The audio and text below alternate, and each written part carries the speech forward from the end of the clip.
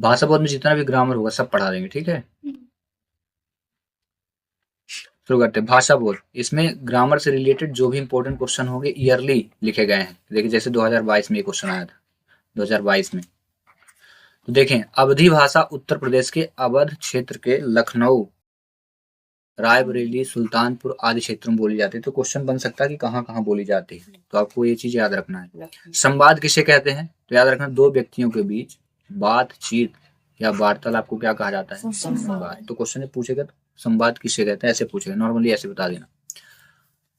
अब आत्मकथा के बारे में देखें। आत्मकथा में लेखक स्वयं जीवन यात्रा या उसे क्या बोलेंगे आप, संपूर्ण जीवन।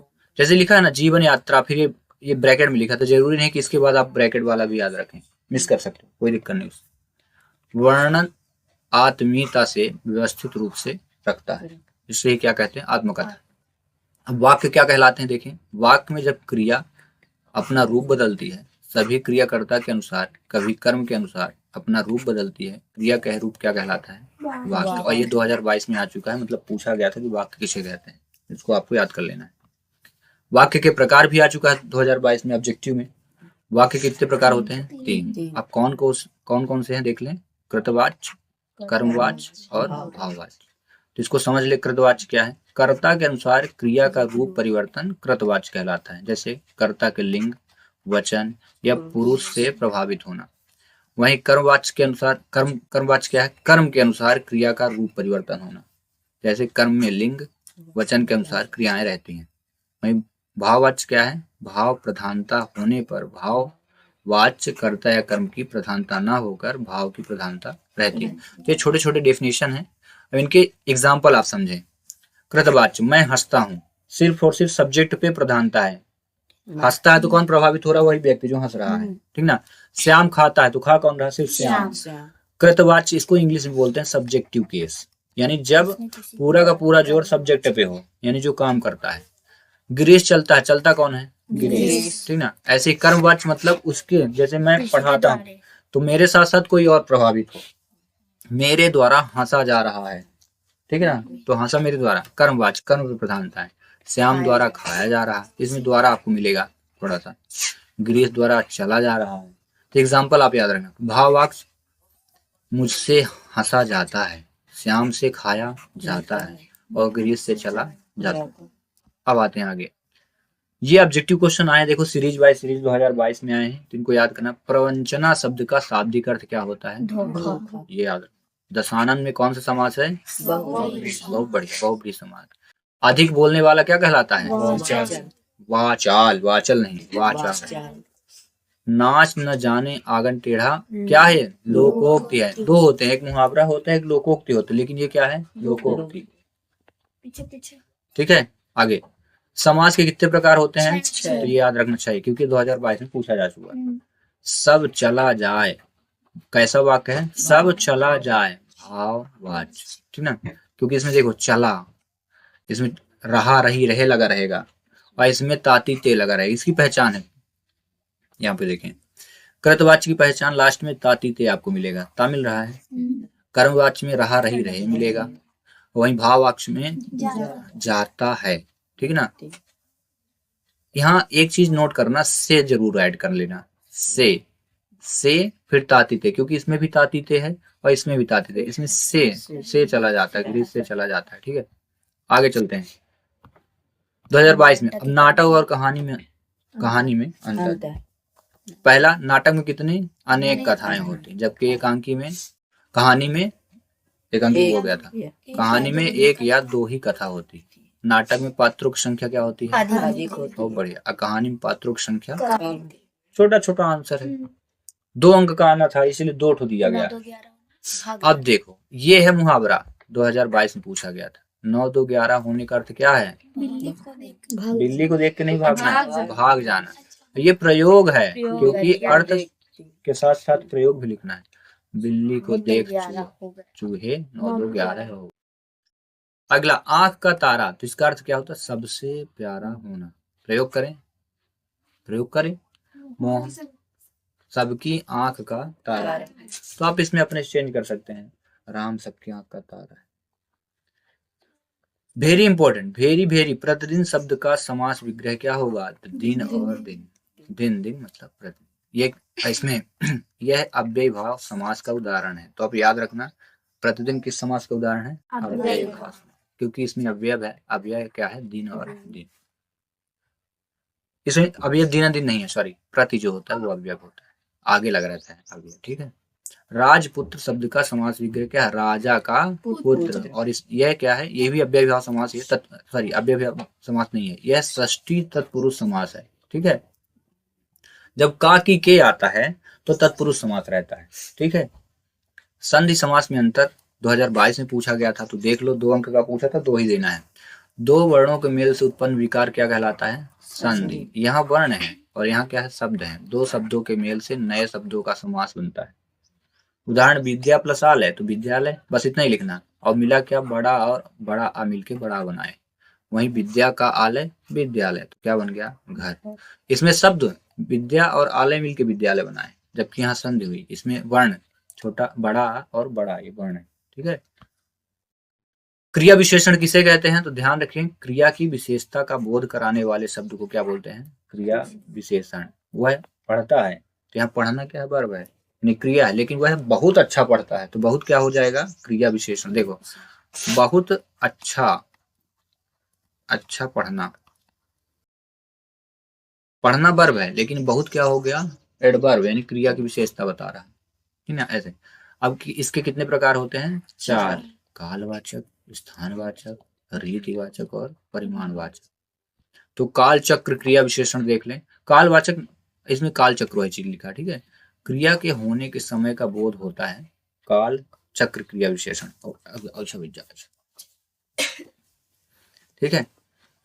क्रिया के होने के स्थान या दिशा का बोध होता है, स्थानवाचक क्रिया विशेषण। अब इसमें उदाहरण देख लेना। कालवाचक क्रिया विशेषण में अभी, अब, कल, परसों, कब, अभी, कभी, फिर, बाद, पीछे, कब का, ये अगर वर्ड आए, अभी मैं स्कूल से आया, तो ये क्या है? कालवाचक क्रिया विशेषण, ठीक ना। अब मैं नहीं जाऊंगा, तो अब लग गया कालवाचक, है ना। परसों तुम क्या आओगे? कालवाचक, हाँ। कभी भी तुम झूठ न बोलना, तो ये, ठीक ना। फिर कल मिलेंगे, ये फिर का युग, है ना। पीछे से धक्का न मारो, तो ये क्या हुआ? सब ये कालवाचक। आगे, और स्थानवाचक में क्रिया विशेषण वहां, यहाँ, जहां, तहां, तक, कहां तक, आगे, इधर, उधर, वहां, घर आदि। कल तुम कहाँ मिलोगे, तो ये क्या हुआ? स्थान, मतलब स्थान पूछ रहे हो। तुमको मैंने वहां देखा, वहां, तो ये सब क्या है? वहां इसमें आया है, स्थानवाचक। आगे, रीतिवाचक क्रिया विशेषण। क्रिया विशेषण से क्रिया के होने के रीत या ढंग, जब ढंग, इसको मैनर, इंग्लिश में बोलते हैं मैनर, रीतिवाचक। अब इसके उदाहरण देखो कैसे। धीरे धीरे धीरे जाओ, ज्यों त्यों, ज्यों ज्यों ही तुमने मुझे देखा त्यों ही मैंने तुमको मारा। कैसे, कैसे तुमने किया? ऐसे, वैसे, जैसे, तैसे। अचानक वो गिर गई, तो क्या है? ये रीतिवाचक। अगला आता है परिमाणवाचक क्रिया विशेषण से परिमाण यानी मात्रा का बोध, यानी कम है, ज्यादा है, ठीक ना, मोटा है, पतला है, ये परिमाणवाचक क्रिया विशेषण। उदाहरण देखें। कम, तुम कम खाए। अधिक, वो बहुत खाती है या अधिक खाती। बहुत, थोड़ा, ज्यादा, काफी, इतना, कितना, उतना, बिल्कुल, ठीक है। अब हम लोग चलते हैं। ये पूछा गया है, वह धीरे धीरे चलने लगा में कौन सी विशेषण है? तो यहाँ क्या है? धीरे धीरे, बताओ, रीतिवाचक क्रिया विशेषण। अभी पढ़े ना, धीरे धीरे, ये धीरे धीरे है ना, ये धीरे धीरे धीरे चलिए। संधि के कितने भेद होते हैं? 3। ये याद रखना, 3। 2023 में आया, वो 2022 का था, देख लो 2023 में। गद्य की प्रमुख विधा कौन सी है? ये याद रखना।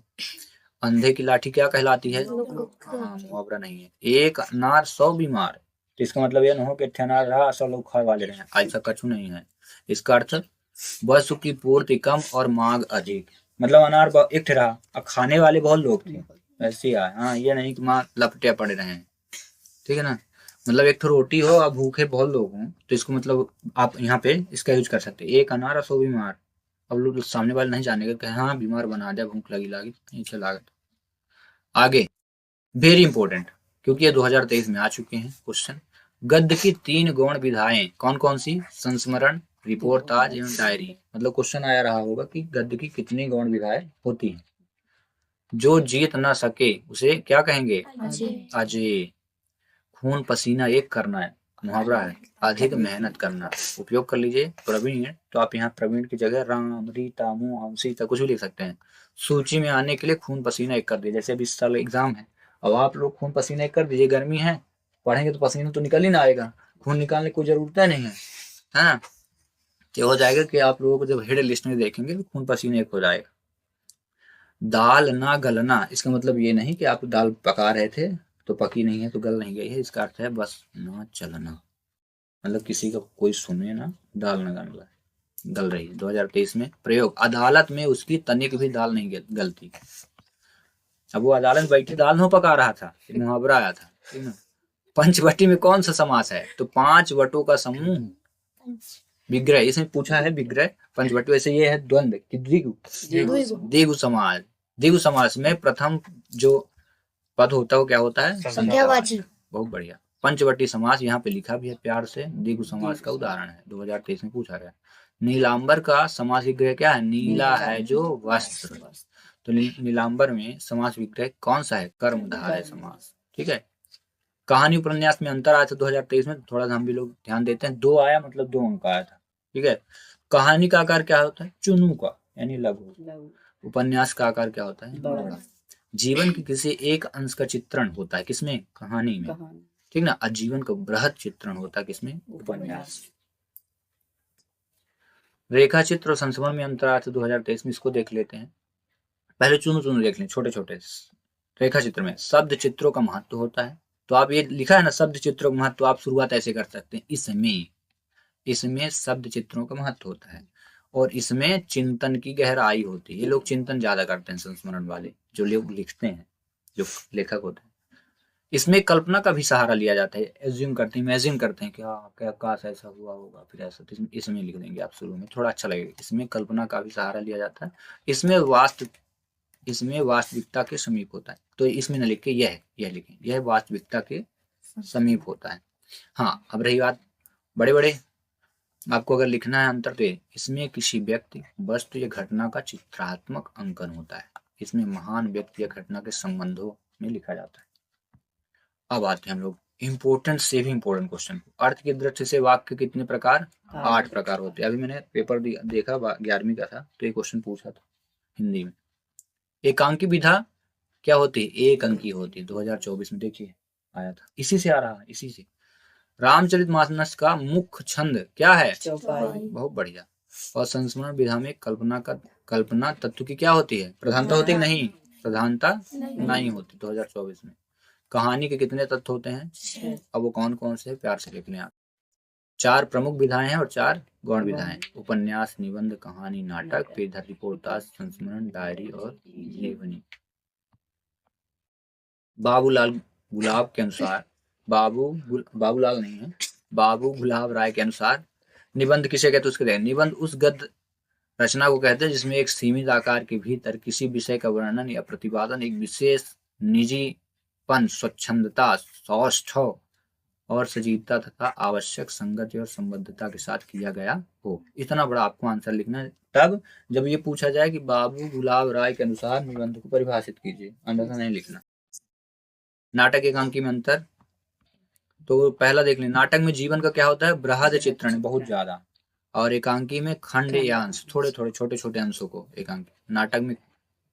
नाटक में कई अंक होते हैं, एकांकी में एक अंक। क्या बात है। ये वेरी इंपॉर्टेंट क्वेश्चन 2024 में पूछा गया था। हिंदी का प्रथम उपन्यास क्या है? पढ़ लो जल्दी से, परीक्षा गुरु। अब भाषा और संधि में देख लो थोड़ा विशेषताएं। तो भाषा भाव एवं विचारों के अभिव्यक्ति का माध्यम होता है। कौन? भाषा। भाषा के द्वारा, ये भाषा ही चल रही है, भाषा के द्वारा हम विचारों का आदान प्रदान करते हैं, ठीक ना। अगर कोई संस्कृत बोले और आपको संस्कृत ना आ रही, हिंदी बोले, तो समझ नहीं आएगा। इसलिए जैसा देश वैसा भेद, मतलब जैसे कैंडिडेट उसी प्रकार बोला जाता है। ये नहीं बहुत ज्यादा इंग्लिश जान रहे हो तो इंग्लिश झोंको और फिर कहा हम होशियार हो गए, मुंह हो गया, ऐसा कुछ उचित नहीं है। आप वही भाषा का प्रयोग सामने वाले से करें जिस भाषा को समझ सके। ऐसे कि नहीं कि आपको थोड़ी सी इंग्लिश बनने लगी, छोटा सा बच्चा इंग्लिश का ही ना जान रहा हो, उसी के सामने इंग्लिश बढ़ा रहे हो, तो उसको तो लगे बढ़िया एक क्लास की गाली दे रहा है ना। भाषा के सबसे लघु इकाई क्या होती है? वर्ण। और ध्वनि चिन्हों को क्या बोलते हैं? और वर्णों के सार्थक समूह को क्या